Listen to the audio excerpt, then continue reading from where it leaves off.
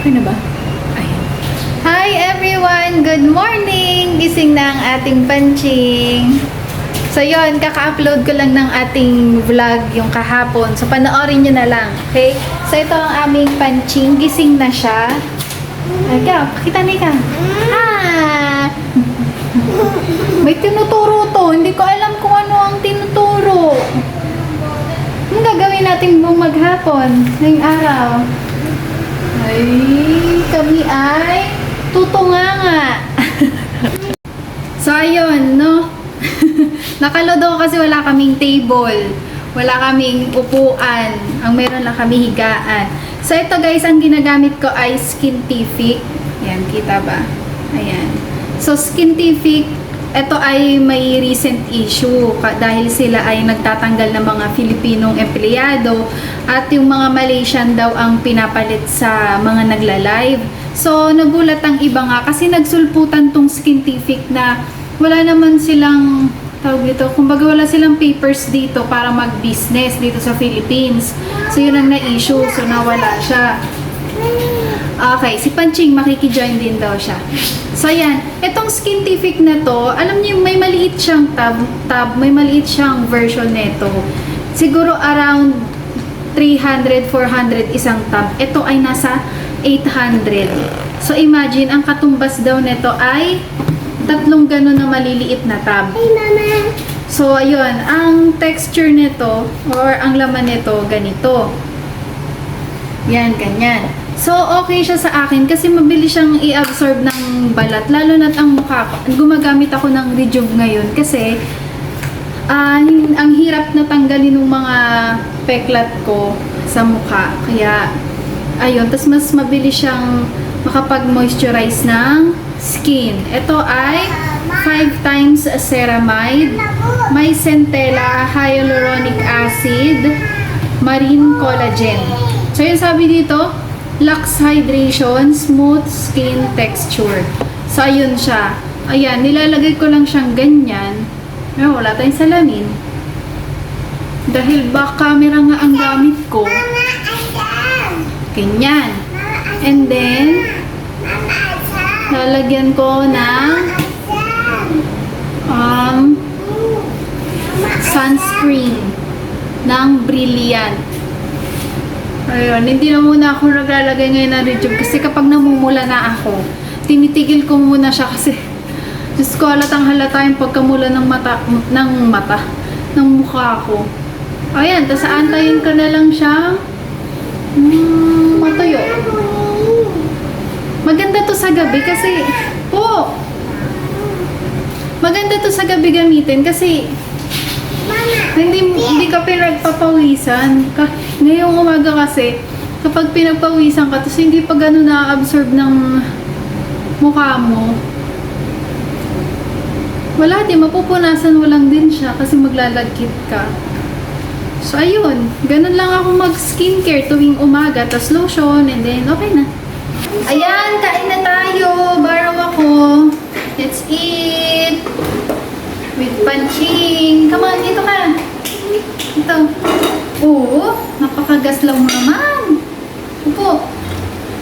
Ang ulam natin ay galunggong tapos munggo. Kahit hindi Friday. Kain na tayo. Cheese!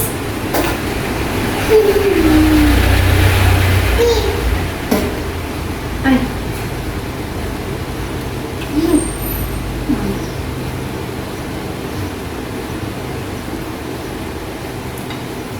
Yum!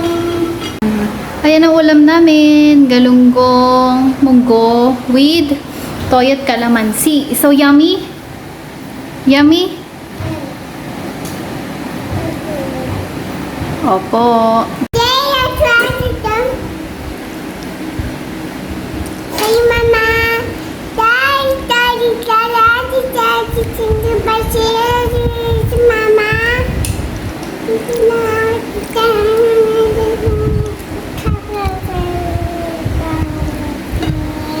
Okay, sige. Ako ang magta-translate. Sabi ni Panchi, nakaka-round 2 na daw kami ng kanin. Oh, tubo. Ayos, ayos.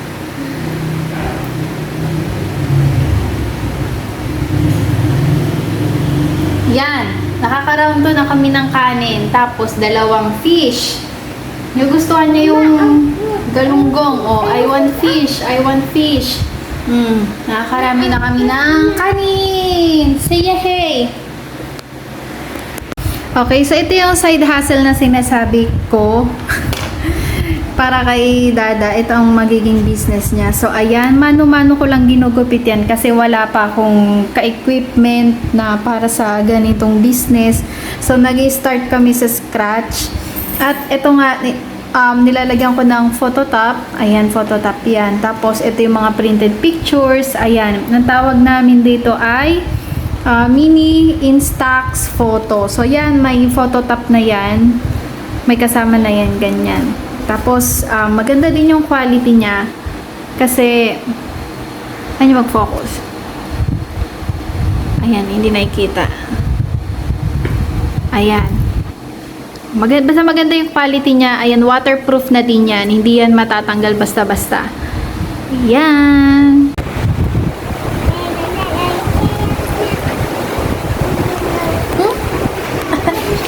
Baho ng singaw ng lupa sa labas kasi umuulan. Kagigising lang namin at ako ang unang nagising, si Panching late nang gumising. Ngayon nakahiga pa kami. Sinanood kami TikTok. Ang baho talaga na. Kasi ilang araw nang hindi umuulan dito. Uulan man siya pero ambon lang or saglit lang. Sakit sa ilong.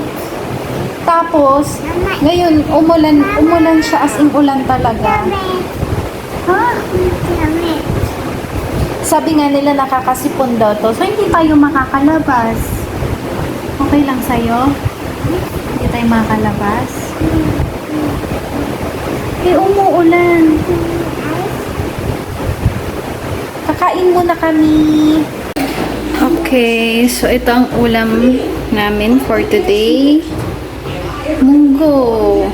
Yan, medyo masabaw siya kasi yung mugo, hindi siya lumalapot kasi napakaliit lang niya. Tapos yan, galunggong. And, ayun lang, yun na yung ulam namin. Tapos may toyo mansi. So, ayun, favorite naman ni Panching yung munggo. Tapos, ayun ang Panching.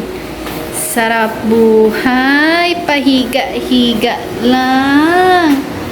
What? Sarap buhay. Nanonood kami ngayon ng Pinocchio naman. Sa lahat ng Disney para alam niya. I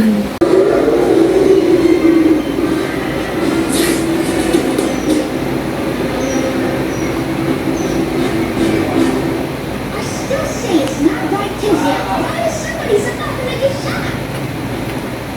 Get over it. Everybody knows psyching out. Ayun mag-rant lang tayo ng konti kasi may kapitbahay kami dito na ay nako, super insensitive pagdating sa sigarilyo. Siyempre, galing si Panching, may asthma si Panching nung baby pa siya.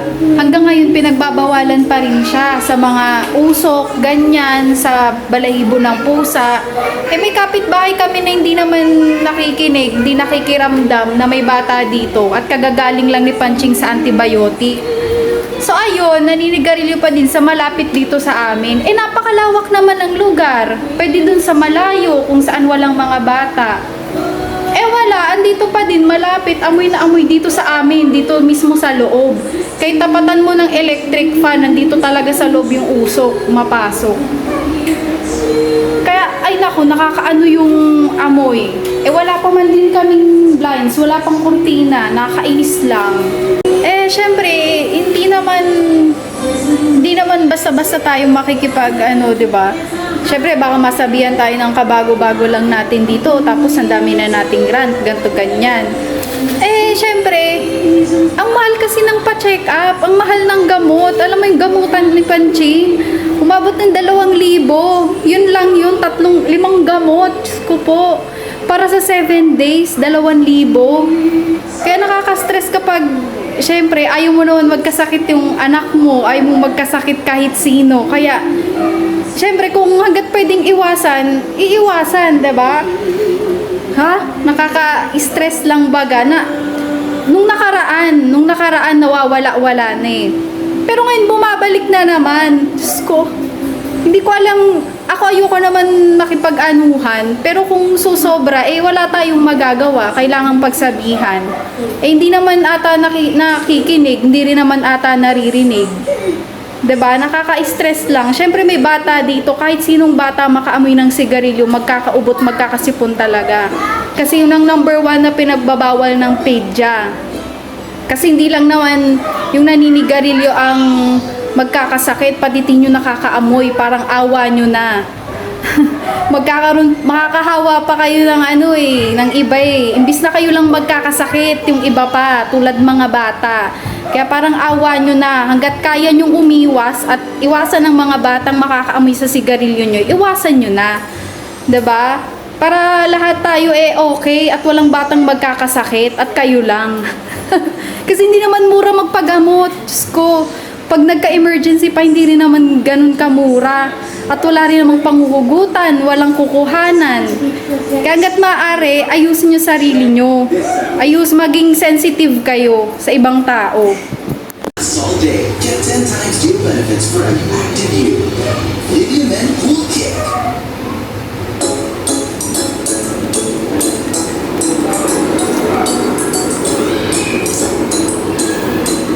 Stand up.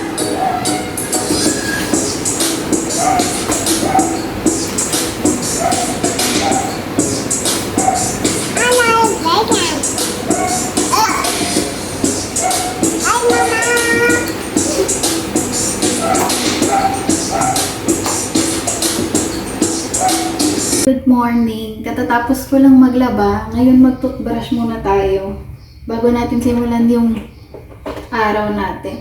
So kanina nakita ko may mga nag-comment pala dun sa previous vlog ko tungkol dun sa pharmacy assistant. Hindi ko nakita pero try natin sagutin mamaya kasi syempre may mga interested din na mag-shift ng career dun sa course na tinapos nila. So, syempre gusto rin mag-explore. Kasi minsan, di rin naman natin career path yung course na tinapos natin, diba? So, ganon. Sige, sagutin natin mamaya. Pero, mag-toothbrush muna ako. Para makapagluto ako. At may almusal na si Madam Panching.